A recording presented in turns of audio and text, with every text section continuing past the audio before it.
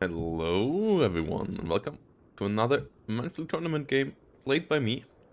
And this week my opponent was another content creator, a lovely person called ATKPWRGAMING from the US. And if you haven't heard about him yet, he makes amazing tutorial videos. He has good gameplay series as well, including his perspective of this game. If you want to see that, you can find the link down below. And yeah, let's see how this game goes. ATKPWR is a Division 3 player, so pretty high level of skill. But I knew I would be at least able to match him in that regard, so I wasn't super worried when we got into this, but I knew it would not be an easy walk. And also, because he's at the US, I had to play somewhat late at night, but I was still pretty fit, and so it was not that much of an issue. So let's look at how we got to the divisions we got here. First of all, maps, as always. We got 4 maps. This time we got at least somewhat decent maps. We got Bobre, Kostritsa, Ciano, Orsha East. I banned Ciano, because Ciano is pretty unbalanced, I would say, and I didn't want to have the stupid side there. Plus I also ain't that good at Ciano. And then he banned Kostritsa and Bobre, because I don't think he likes Kostritsa too much, and Bobre, it's a river map. So we ended up on Orsha East, which is a mighty fine map. I picked Axis because I was player 1, and I knew he likes to play Axis, so I kind of forced him into playing allies. And then I banned some really classic divisions: 2nd Indian Head, Task Force 45, 36, 44, 97, 1st Polish. And he also did so, but he banned both Fallschirmjägers, 3rd and 4th. And I think only 4th at the moment is really strong. I think 3rd is not as worrisome. And with this ban he left me 28 Vega open, which I picked, whilst he picked 43rd Reserve, a division that we don't see too often in tournaments, but which has a really high win rate on the ranked leaderboard. So it might be underpicked in tournaments, and it's a pretty good division. Has a lot of good infantry, has some nice choices of tanks, and has a good air type with LA7. The only issue is it only has mediocre AA and artillery. Here we go. PTRS trying to come to rush in the middle. They even get one of my Jägers. Unloading there too late. SG-43 rolling forward. Meanwhile, Stuk coming in on my end. Channels coming in as well. And yes, rolling in deep. Running by my MG. And I gotta double check. Did I have? No. What? Okay. Sorry. I thought I might have it on too slow of a speed. But I don't. M42 bounces on my Stuk. I kill the BA-10. Stuk continues bouncing. MG fires on this range. I don't expect the Stuk to the M42 to penetrate me, but it got one penetration in. T-3045 in the north is annoying. Meanwhile, in the forest fight though, I got flamethrowers, I got Sturmjägers, and I got Jägers. And Jägers have 7 MP40s, so they are pretty powerful. The flamethrowers of the Jägers are also special. They cost 5 points more, but they bring double flamer in their little squadron. So you have quite a lot of push power. And he had a bit of a mispositioning here. The channels were supposed to be in front of the tank with the Sanikis and not behind them, to tank the flamethrower shots and to tank overall damage for the heavy damage output infantry. Instead they were now hit on their own and they don't have a lot of damage output themselves, so my high damage output infantry just pushed them out of here. His PTRS though survived, which was kind of annoying because I thought I killed it at this point, but I didn't. Meanwhile, similar push on the north by me, with 3 Jägers, only 1 channel here to stop me. A bit of a gamble by my opponent to not put more defenses here on this hill, but I mean, often you don't get pushed here by blue, so and you kind of have to gamble sometimes. Got more in the center than I do though, but I already started to bring in reinforcements, a couple of Jägers here, because I knew about the PTRS moving forward, so I didn't want to run in there. But my Stuk got killed by the M42 just before I was able to kill it. The unfortunate loss there for me. But things happen. Jäger's here. Kill off this PTRS. So I got it, but another one on the way sneaking in. Though, maybe a mistake by my opponent here. Like, often if you lose this, it's not really worthwhile trying to get back in there. Because you have to invest so much stuff to try to get in there. And it's only one flag that you fight over here, really. Like, often it's just better to give this flag up. Set up a defensive setting over here. And then wait for late game. Like, if you have an off map or so, then you might or the enemy is busy elsewhere, then you might consider doing a push here. But in the early game, it's often not worthwhile after you lost it to try to bring it back in. And maybe rather focus on the center, rather focus around here. He didn't do that, so that was quite good for me. Kept me at 13-11 for now, as my push in the north also got a bit of territory. Though I lost the flag over here. So only 13-11 it is. Meanwhile, Fokker Wolf. First fighter bomber. As I also got already hit by Yak 9. So both sides having some planes. And good dodge there with the MG43. Jumping out of the building last second. Fokker Wolf A8 as protection. Oh no, this one I bought first. Yeah, this one I bought first because I wanted to hunt down the Yak 9, but I was not able to do that. I bought it in too late and got micro on my opponent's side. But Sturmjägers and Stokes hold the line here, as you can see. So all of his infantry squads are already either down or pretty close to it. Jäger over here will try to get up there, hunt something, because the PTRS killed an anti-tank gun of mine. Super annoying. Yak 9 coming in the north again. Fokker Wolf is out of position. So won't be able to make it there in time. But T-3485 versus Stuk 3 is a good fight for the Stuk 3 in this regard. Because they have... Sure, Stuk has less armor, but the Stuk has better rate of fire and has better accuracy. So... And the armor on this range ain't impenetrable for the Stuk shells. Like, it was 64 and 64% penetration chance. Like 64% hit chance, or like 64% penetration chance. So with the higher rate of fire, I was able to beat that T-34 in a 1v1. I think something he didn't realize that is not a as clean matchup in favor of his tank as it looks like. The 180 is only for the APCR. The APCR has 1500 meter range, but also only 4 damage. So you need 3 penetrations against the Stuk to win with this. Which is not something you always will get. The normal AP shell 1450, but you only have 6 round of fire versus 7. And my Stuk here is on 3-star veterancy. So it's 40 versus 50 accuracy. Oh no, it's 40 here. 40 versus 40 then, I guess. The AP shell? Yeah, 40 versus 40. But yeah, that and didn't end well here either. High veterancy Stuks beat low veterancy T-3485s. Even with same veterancy, as I said, it's not as clean cut of a fight because of the high rate of fire. And with high veterancy, there comes even more rate of fire and even more accuracy. And if you have higher rate of fire, it also means even if you only bounce, you will stress out the enemy more, which will reduce their accuracy even further, which will make the fights go into your directions even more so. Meanwhile, Fokker Wolf fighter bombers, I didn't even buy that many in this game. I only, but the thing is, they have such like 50 kilogram bombs reload really quickly. So if the enemy doesn't have any good AA, these things can come around so often, and it can become really annoying. As I killed another MG here. Fokker Wolf flying in over here, doing its best, staying around.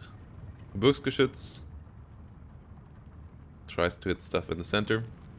I'm still under heavy pressure in the center. SG-43s will win against the MG-42, 2 versus 1. First AA piece comes out, second AA piece comes out. By now, defensive setup by attack power. PTR still behind my line, good sneaking there. I will bring in my first AA as well. Bring in a commander to get some higher veterancy on all my stuff. We'll try to get a leader in later to the front as well. but this is mostly for AA. Artillery will profit a bit from it as well, but artillery doesn't really need veterancy too much. The only thing that is affected by it is the rate of fire. You sadly don't get more accurate with indirect fire, with higher veterancy. Meanwhile, Marder, you get just the channels up here. Strafniki coming in. Meanwhile, my Jäger formation in north got annihilated, down to only the Pioneer leader and Stuck. So push here is for sure stopped for now. And the 85mm AA comes up. Marder here trying to help out, beating the channels, but obviously not the most HE shells in a Marder. So getting close to running out there. Sturmjägers coming in for the south, but PTRs is waiting for them. Channel trying to go for the center. M42 coming in as well. Channel going down here. More Sturmjägers and Jägers will try to join the fray in the north, where both sides currently got quite a couple of reinforcements in. Another Flak 38. As it's still A phase. That's the only AA I got in A phase. But from B phase onward, I also got Flak 43s, so AA setup in this deck is insane. And that's why I said, like, I think he made a mistake. The 28th is really good for this map. The 28th has off map. The 28th has good air tap. The 28th has good AA. And it's overall one of the A tier divisions, maybe even, like, it might be one of the top German divisions. On some maps it might be the best German division, because 20 points for these infantry squadrons is insane. Like, they're not that much worse than the Gebirgsjägers, and the Gebirgsjägers now are 25 points when it comes to loadout. Like, yeah, they got a couple more MP40s instead of G43s, and in general having a G43 is a bit better, because MP40s are not the best SMGs, and G43s are pretty good rifles. Like, semi-automatic rifle doesn't get better than that. So, but you pay 5 points less for an otherwise same unit. So, and Gebirgsjägers were completely busted at 20 points. And Jägers are really, really strong at 20 points as well. Plus they come with good availability. So you have some of the strongest axes, if not strongest overall baseline infantries in the game. You have, off map, you have Focke-Wulf fighter bombers with really low reload time. And you got a good anti-tank and tap. And only your Stucks are really the issue. But even they are not that problematic. So it's a strong division for sure, especially on maps where you don't need 2000 meter range stuff. Like your artillery tap is also fine. You got these for counter battery, you got naval wear for 42s. And the naval wear for 42s drops, the reason why I brought them in is to hit these 85mm. And I knew he wouldn't have much to counter battery me, because 43rd Reserve doesn't have the most amazing artillery tap. And as I said, AA tap is all around these big guns, so if you kill them with a naval rifle shot, the enemy is in trouble, because that starts to kill off his A tap. And I know that if everything goes normal, I should be able to out-micro attack power in the air. Though, so far, pretty well done air micros by attack power. No big mistakes, no big blunders. 13-11 here for me. Time limit is 50 minutes. Both playing Mavericks, so it might become relevant. Jäger versus Strafniki. M43 finally gets pushed out of here. Was a good position though. And like this push here by attack power put a lot of pressure on me. Was pretty annoying.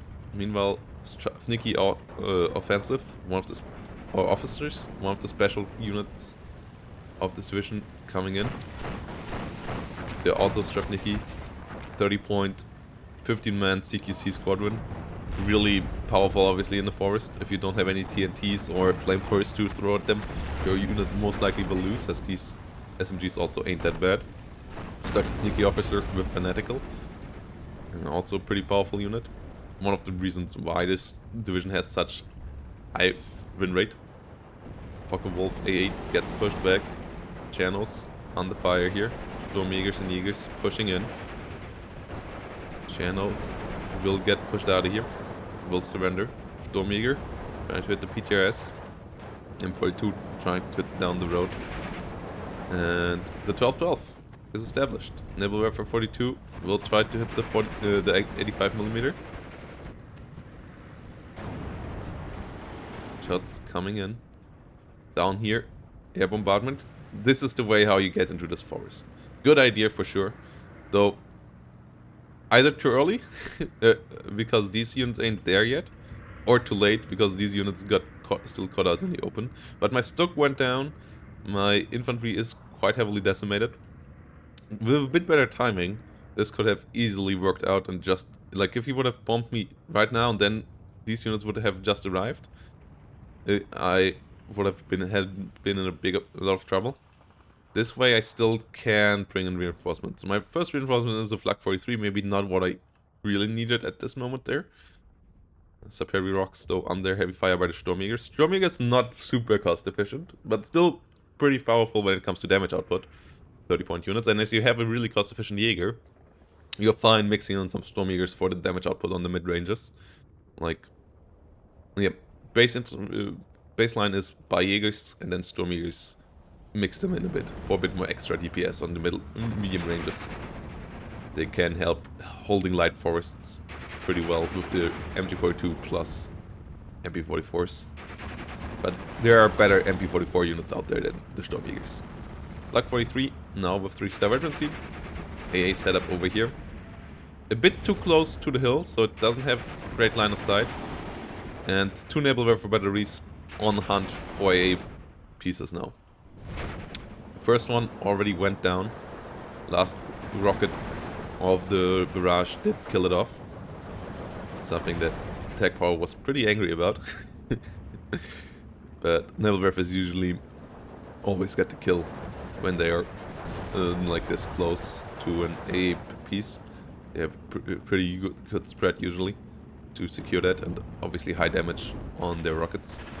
MG42 trying to hold the hill up here, but by now a lot of red forces have arrived. My Jägers are really decimated. Only thing holding out here is the Stuk currently. While Sovniki officers roll in again. Focke-Wulf, fighter bomber, tries to help out down here, keeping these guys back. Already had 2 fighter bombers coming in just before that. Otherwise, this would have maybe been overrun. But as I said, the timing after the bombing strike of ATKPWR, the follow-up was not amazing. Now though, LA7 coming in. And this makes this whole engagement pretty dangerous. Him having LA7s. As LA7 is one of the best fighters in the game, so my Focke-Wulfs have to be careful. And need to dodge this. LA7 luckily gets pushed back. And my heavy Flak 43 AA fire gets an LA7. And yes, that's why this division is so strong. Flak 43 is one of the best AA in the game. If you can upvet them to 3-star veterancy, they're completely insane. And you can't fly with a fighter over them at all. Like a single Flak 43 might have been able to shoot that LA9 down with 3-star veterancy.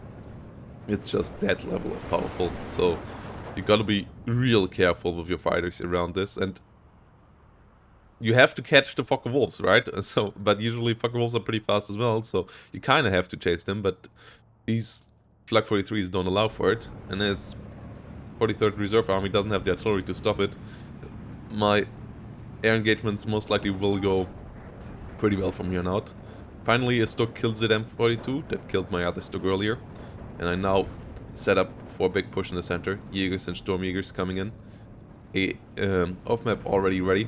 210mm off-map. Only has 2 call-ins, but obviously the 210mm hits hurt a lot.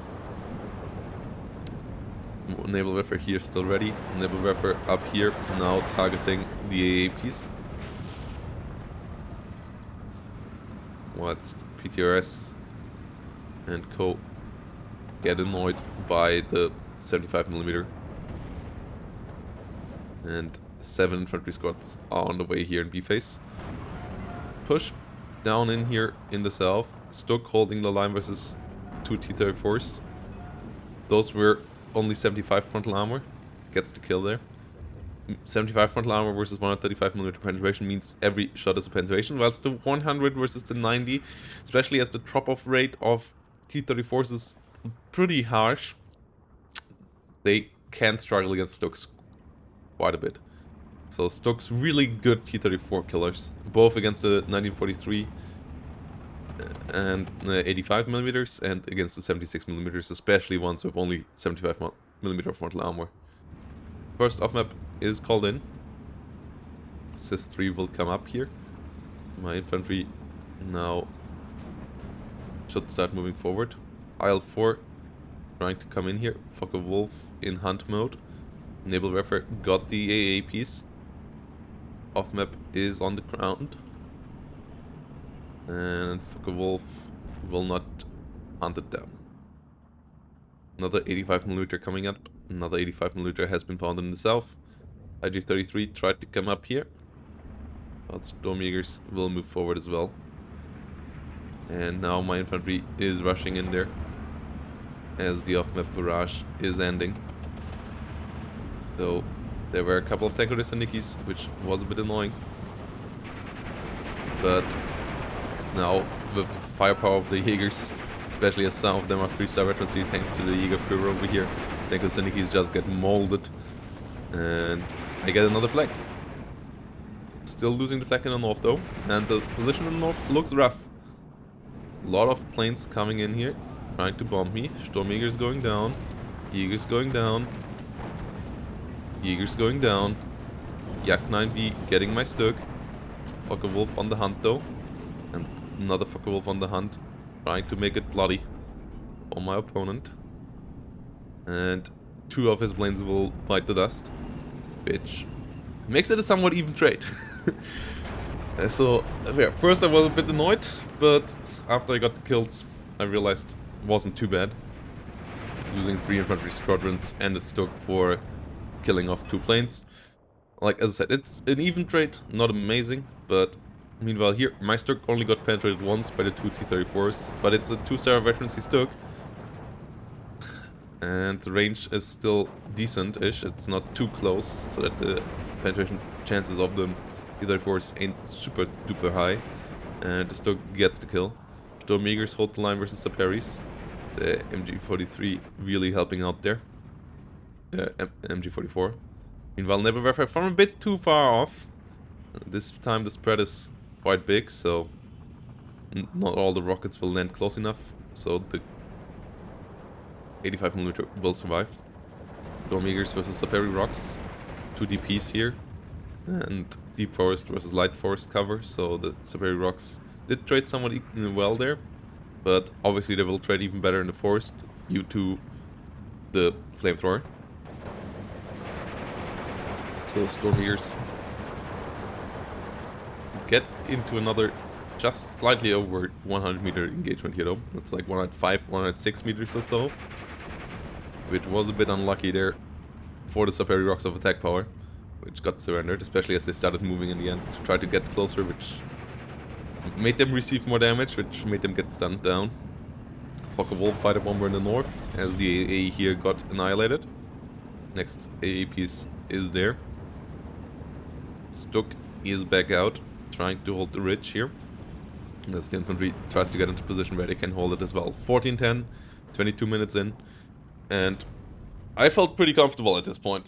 I killed off the enemy AA partially already, more AA going down, killed off some of the planes, lost I think 2 planes at this point to LA-7s that we didn't see here, because I missed that. IG-33s for the long ranges, did hold the forest down here for now, so I felt pretty safe. But there is just so much potential up here. A bit too much stuff here, to be honest, for not being used. But obviously getting onto the Stug, not super easy. And I'm surprised that we didn't see any IS-2s. Because IS-2s are in this division. And you see them quite often, and I think they make sense. Meanwhile, Otto Strafnicki here will annihilate the Jägers, because they have a lot more CQC weapons, like they only one of them gets killed. That's how strong MP40s are. Like they don't do anything. Meanwhile, PPSA just kind of shred. Like, they're mid-level SMGs. They're not quite top-end. They're not close to the Suomis or the Thompson. But they're pretty good. Meanwhile, LA7 trying to come in, trying to get the Focke-Wulf, but comes in too late. Maybe you will have, you want to have it already waiting on the battlefield. Sturmjägers go down to heavy tank fire. Bit too far out there. The CIS-3 also helping out big time with good HE damage. These Sturmjägers will try to make it out of there. More Sturmjägers being called in. Overall, I thought Sturmjägers should be the best unit for around here. And I mean, they helped out a lot. But under heavy pressure. 59 is up though. As I retake the flag here for now. T-3045 on the hill is annoying though. IG-33 coming in. And SU-152 plus T-3045 is a good combo. One more reason why the 43rd is a pretty strong deck. It has SU-122s and SU-152s in its support tab. Maneuverwerfer this time gets the kill onto the 85mm. Yak-9B has to be careful. Two of them had come in for some bombing runs. They did their job, but Nebelwerfer also did the job against the AA. Nebelwerfer over here got the kill onto the T-3485. Nebelwerfer 42s really have a lot of potential and killing power. And, I mean, they're pretty expensive, especially if you buy them with a supply truck, 155 points, but you have to be careful once the enemy shoots them. You gotta keep your stuff constantly moving. A mistake that ATKPWR did here with the AA for sure. If you know the enemy has Nebelwerfers, I did the same mistake in the last game versus Dark Neutron. If you know the enemy has Nebelwerfers, keep your stuff constantly moving. Obviously, it's a bit the micro attacks, but if you keep your 85mm constantly moving wildly around, chances are a couple of the Nebelwerfer shots will miss, and they become pretty expensive when it comes to, like, first of all, they have a pretty long reload time, and second of all, they are pretty supply heavy, so the enemy can't just afford to miss with Nebelwerfer 42s. So if you make them miss, they pay quite the price for it. So try to make that. Yes, it costs you some micro, but usually it's worth it. Especially if the 85mm AAs is the only thing you get. LA7 here, trying to come in to stop my Focke-Wulfs. LA7's issue is though, it's a really good chaser, as it is agile, it has a lot of speed, but head on, it only has 220 mils. So it's not amazing at that part of the job. 1410 here for Protoss Soccer. I felt pretty happy with that. Commander still alive. Helping out around here. Bit low on infantry in the center though. 26 minutes in. Sturmjägers. And obviously still quite some points on my opponent's setup. Saperi rocks here with the flamethrowers closing in on both sides.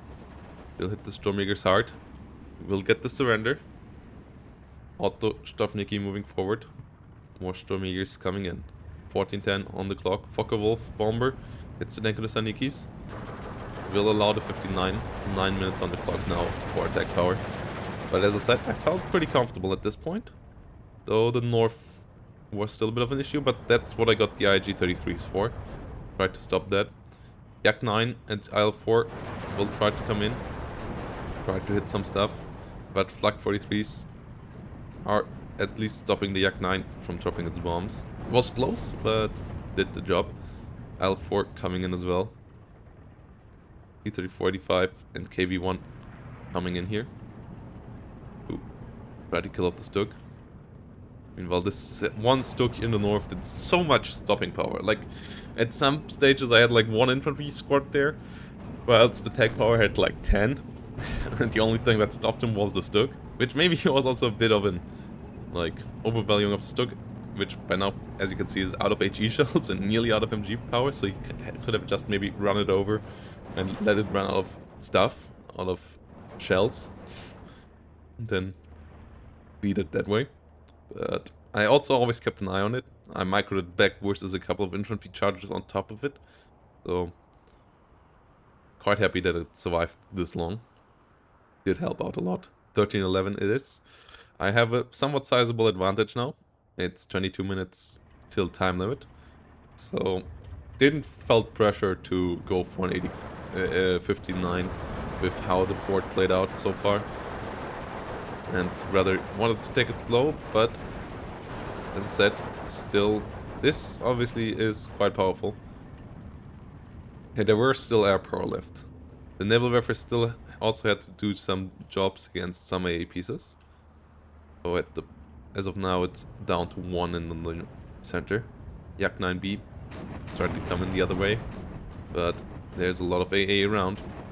All veterancy, making it struggle. Shavniki Otto trying to get on my Stuk. KB1 gets the kill. Plain Yak 9 got shut down. So attack power bleeding quite hard here. Nebelwerfer 42. And you can really see the combine arms of 28 figures on maps where you don't need 2000 meter stuff. And even with 2000 meter stuff, you have the IG-33. Only one card. But got that.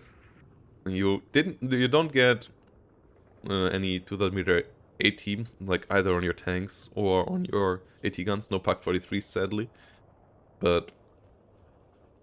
And your infantry also obviously only has 1 MG, so it's not the most amazing super long range, but all the mid-range and close-range maps are pretty great for this division. And Orsha East is one of those mid-range maps with a bit of CQC on both flanks. So it's a really good Jäger map, and I would always recommend banning them on this map. Especially as they also have an off-map, and the center of this map is an off-map territory. Like, if you have to consider in tournament between 2 divisions on this map, and one of them has an off-map and the other one doesn't have an off-map, take the one with the off-map. Because off-map is so powerful in winning this center. And it won me the center as well in this game.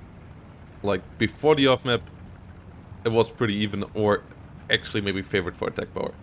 But you can have such good spots here that allow you then to just rush in and take really annoying positions where the enemy will have a rough time trying to push you out of it. KB1 now pushing forward a bit. 13-11. Rough position here for my opponent. Coming in here in the south, but Sturmjägers get some superior rocks before they can get close enough. Next one gets one flamethrower shot off, but then the Sturmjägers rush forward. T-34 gets hit by a T-grenade. So the south stays in my territory. Superior rocks plus T-34 was a heavy investment. Didn't do enough. It really shows you the damage output of Sturmjägers on the like 105, 120 millimeter range. They just did evaporate those superior rocks, which is a really good infantry unit as well, but gotta be careful with every engagement against MG44 units. Focke-Wulf hits the Sis-3. Good call in on the La 7 this time. Like, I couldn't have done anything about dodging this one. Amazing call in here on this one by ATKPWR. 85mm still around. Obviously will now be target of Nebelwerfers. This at least is on the move now, but not quite far enough. And I obviously saw that there was something around again. One Nebelwerfer now positioned down here. One Nebelwerfer positioned up there. This Nebelwerfer is supposed to help out against anything pushing into the forest or any AA pieces coming up back in the rear. PAK-40 versus Saperi and Maxim. Obviously not what you want for your PAK-40. 14-10 going on. 13 minutes till victory. Which would still be just ahead of the 50-minute time limit, but the advantage I had in points now was significant.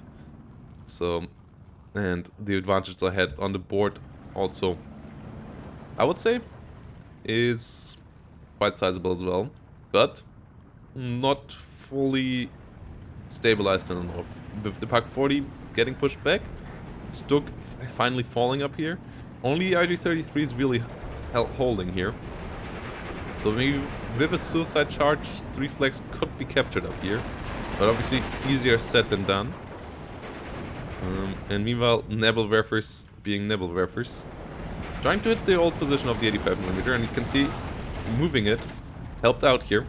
It didn't take any damage this time. It was close. Maybe should have moved a slight bit further, as I said, but dodging it here worked out for attack power.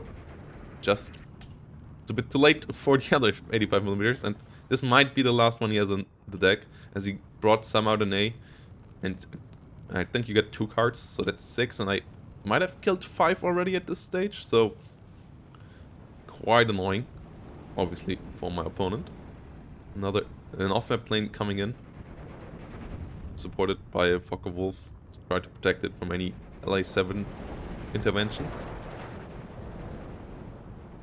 Meanwhile, Nebelwerfer over here, trying to aim onto this position, trying to kill the T-34-45. Got pushed out over here for a second, but Jägers and Sturmjägers on the way to try to get me back in there. It's getting somewhat close to a 12-12 again, but in the north, attack power may be a bit under aggressive. Like, so much investment not being used is a mistake for sure. Jäger goes down, T-34 moving in here. Fokker Wolf will strafe down the Saperi. Gets a good pin down. 14-10 for me now. Whilst the Maxim will kill off the Jäger. Nebelwerfer 42 jumps in here. And this time the 85mm couldn't move because it did still shoot, so I knew this time I would hit it if my Nebelwerfer ain't completely whiffing, and here we go. As I said, on this range you always get the shot if you have that on spot on onto the enemy AA, and this time he couldn't do it. Something about it. Like, yeah, AA has to shoot air, and the AA did a good job at shooting at air, but based on that, it had to stand still, so Nebelwerfer had time to aim and shoot and kill. And that was the next AA piece down. Stuck going down over here to the Sys-3. Good micro of the Sys-3 overall. IG-33 here a bit annoying because it got stuck on the alignment bug because there's a slight hill here, as you can see, and it's just super annoying. It's just super annoying. Like, it got stuck aligning for forever. Saperi versus Jägers over here. Will go well for the Jägers. Saperi's also getting annihilated by the Storm Jägers over here. More of them trying to move in over here, which I talked about in the live stream that it might happen, but then I forgot about it for a while, and now the Saperi's come in versus the Flak 40 and the Flak 43. But an IL-4 tries to bomb me, but Flak 43s with 3-star veterancy, or at least 1-star veterancy here, are pretty good at keeping an IL-4 at bay. And an off-map plane tries to come in. MG42 around here. Saperi moving forward. And nothing to protect the Flak 40 against it. Nothing really to protect the Flak 43 against it. Jägers here out of position. In the middle fight though, infantry gets hit by artillery and by my Stug, so can't push forward that easily. We retook the flag over here for now, but an IG-33 also came around here to put pressure on this from this angle. MG42 did get out a bit too far. Will got hit by the Saperi and the T-34, which kills it off. Flak 40 now tries to run, but the Saperi is moving forward. A single Jäger not really that capable in defending it. Off-map being called in onto it, but 30 seconds is a long while. Flak 43 just ever so slightly not able to pin it down in time. Yak 9 now hunting down my off-map plane, so bad trade here for me, but only 13 minutes remaining and I have a insane advantage in ticks. Though big losses here, really annoying for sure. Off-map coming in a second, Jäger holding out for now, and off-map at least might save my Pak 40 as attack power is falling back. The off-map comes in. LA7 trying to come in onto the Fokker Wolf and will get the kill. Another good LA7 run. As you can see, this small turn radius of the LA7 is quite unique on this high level of a fighter, on this fast of a fighter. The only plane that is similar, agile and fast is the G55 in 4th Monte Rosa. L4 here goes down though to a lot of flak fire, as I got a second flak 43 in the center and 2 flak 43s with 3-star regiments. He's just don't leave anything alive that gets close to them. So the L4 goes down. 59 south still under my control. All the pushes here. Too many investments here, I think, by ATKPWR. More of these superior rocks going in here and here. And like maybe also here would have been better. Like he could have really leveraged the position around here better. And then put maybe some anti-tank guns in here. And made it in a hell of an annoying time for me around this part of the map. Whilst down here I just traded so efficiently. Like this plus the killing off of the AA pieces, I think were two of the factors why at this stage it's a 59 with only 3 minutes remaining. Because overall, I like the classic traits didn't play too badly, and I think 43rd is a good division. As like after this game even more so. I don't think it's a good matchup because he picked this division against me, and I don't think you have good enough AA, and the infantry is also, yeah, it's good, but Jägers, I don't know if you want to play a division that has a lot of CQC infantry to play against the Jäger division, or not rather a division that just like beats them in the mid ranges more so. But obviously I also had banned quite a few divisions, so it was not that easy of a pick. And I think, as I said, 43rd Reserve overall a good division. Could also maybe have worked with a bit better like micro on the AA. If he would have dodged more Nebelwerfer shots, it would have been a for sure closer game. Nebelwerfer coming down in here once more. Hits the T-34 85 hard. Doesn't get the kill though, but will put on more damage. In the center, a bit low on manpower for me this time. Push coming in here. 3 minutes on the clock, as it's down to a 14-10 again. So pressure was mounting here again on me. Chief Gebirgsgeschütz trying to help out.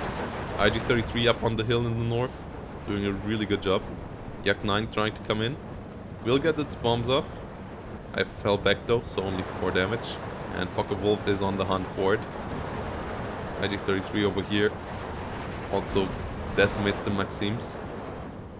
Focke-Wulf gets called back because I know about LA7s. I didn't want to chase too deep. This 3 over here trying to deal with the Flak 38. Will get the kill. IG-33 still stuck around here. It was really annoying. I tried to reposition it twice, and it both times still was on this annoying hill that didn't allow it to shoot. So I now moved it forward. Then wanted to engage once more. Jägers here holding the line, but more reinforcements obviously needed. Stoke and 1 Jäger and one hit point MG were all that was there. But Focke-Wulf now could strafe because there was no AA left. Gebirgsgeschütz from the rear also helping out, keeping the infantry pinned down here. They don't deal much damage, but they did enough stress throughout the game. Like the Gebirgsgeschütze didn't kill much, I don't think, but they were constantly annoying. And for a 45-point unit, that's fine. I didn't use them enough for smoke. They have a hell of a lot of smoke shells, which obviously with CQC infantry is helpful. Nebelwerfer now coming in onto this position as well. Whilst my Jägers are in trouble though. But only 1 minute 12 remaining, and nothing you can really catch up on 8 points. Like, in 8 minutes. Like, you need a 21-3, I think, as attack power at this stage to win this, so... And I'm obviously not that close to collapsing. LA7 coming in, but so does the Focke-Wulf. LA7 has to be careful with the AA. Focke-Wulf has to be careful with the LA7, as LA7 is a good hunter. Gets some damage in here. The agility is just way better than the one of the Focke-Wulf. Sturmjäger goes down though. Stuk holds the line in the center. One of the T-34 is getting killed off there. The other one trying to deal with the IG, but only 26 seconds remaining here. More infantry finally coming in for the center. A couple of Jägers have already arrived. More Jägers on the way just to hold the line. And 17 seconds on the clock. So Paris tried to overrun this position. But with 10 seconds, 13-11, I don't need to do much to finish this game. Gebirgsgeschütze should actually find a connection there, killing 2 of the Maxim's guys. But with that, it's a GG. A really good first game. I enjoyed it a lot. I think ATKPWR did so as well.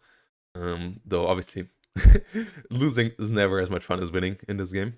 And as I said, the biggest mistake he did was not banning 28 Figure.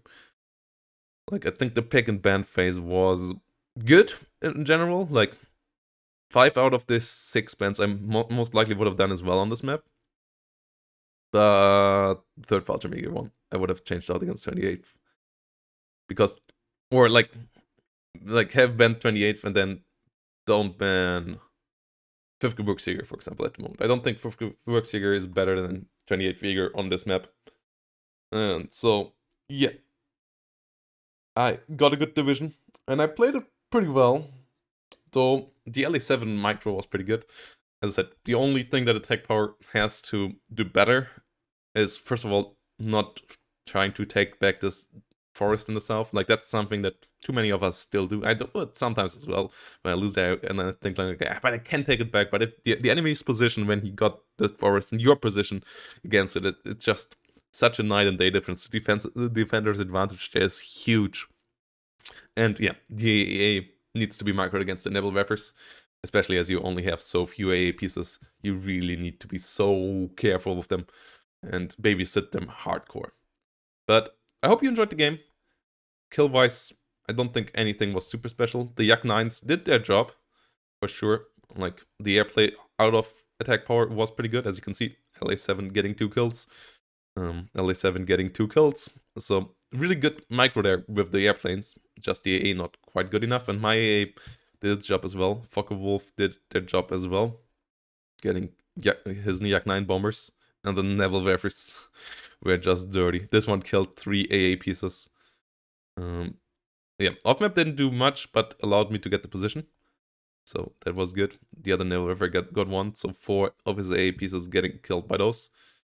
Stux, a bit lucky with some of the RNG, but Stux also just rule against the T-34s. So, yeah, was a good game. And looking forward to cover game number 2. I hope you do too. If you don't want to miss it, consider subscribing to the channel. Helps a lot. And yeah, let me know down below what you think about the game. And with that, see you next time.